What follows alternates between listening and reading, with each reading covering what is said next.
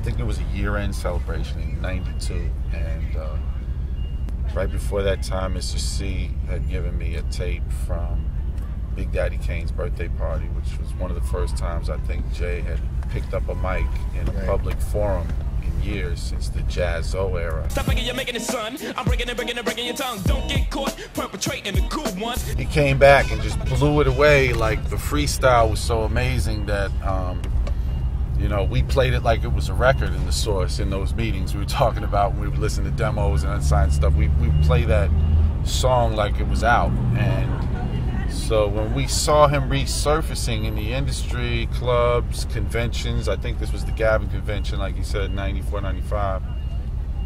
It was some fast food spot. We basically were out at for the first time with Loud. It was like breakfast this at Mickey kid Don's type of is somebody situation. we got to get at. Early, first few months at Loud, and he had a record called Reach the Top. I gotta reach the top before I'm done with it. So much hard work, now it's time to have some fun with it. I got my eyes on the #1 nigga. Watch your spot on the charts, here I come, nigga. There was some issues with the sample, and you know, I guess Nah, man. on the business side, I love Steve, but the chemistry wasn't there with all parties involved. Yeah. That was, I feel like that's one that got away, because I think that's one of the first and only times, I'm gonna say it, that he, me and Matty wanted to do a deal, and the deal didn't come together. I was the news editor at the Source. I covered the Ear to the Street section, but the column that I focused most on was the Unsigned Hype column. So that lent itself to doing kind of what record companies do too: search for new music and try to give it a shot, get it out there. I'm from Staten Island, and I grew up with the RZA. That was one of my, my main homies especially in terms of hip hop. He's like the first guy I knew that had equipment and a sample machine. Like I always just tell people, him and Ghostface lived together. They had their own crib when we were 17. We go bang out in there. RZA gave me some vinyl. Matty was able to write a 12-inch profile on the Protect Your Neck, and that became the actual first independent 12-inch profile in the Source magazine. And then, from that point on, RZA said, "Hey, I'm going to Loud Records with this guy Steve. Why don't you go meet him? Go talk to him. We need somebody in house." I mean, I was already making the progression into that field, basically. Yeah. Like I said, through the Unsigned Hype, it became a process that's similar to what an A&R does.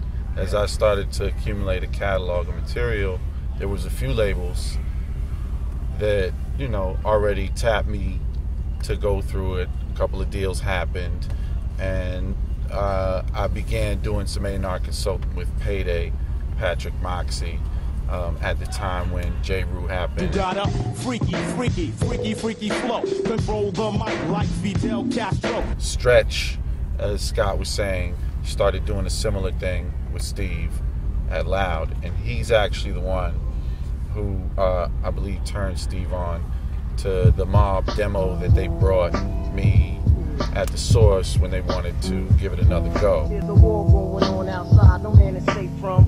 You could run, but you can't hide forever from me. Streets that we done took. Walking with your head down, scared to look. I believed in them. Like, to me, the first album was the flop as a fan and creatively. I listened to them talk about it too, and to me, knowing what I know about 4th and Broadway and their system now that I didn't know when I was young and I first brought it to Bones Malone over there, who was my man, their marketing, after working on, real levels of promotion and marketing, like they didn't have it together like that for a record like that. They came to Loud for a lot less money.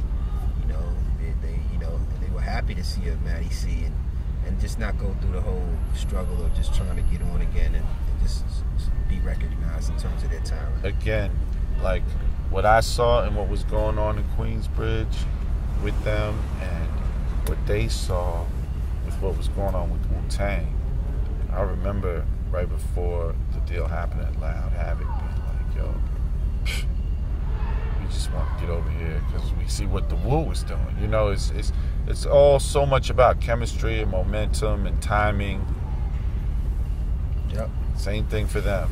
But drums was something that Havoc was not as, you know, worried about. In essence, he felt like, you know, the few things he had, he could chop up 100,000 ways and be straight. And he was that talented that he could.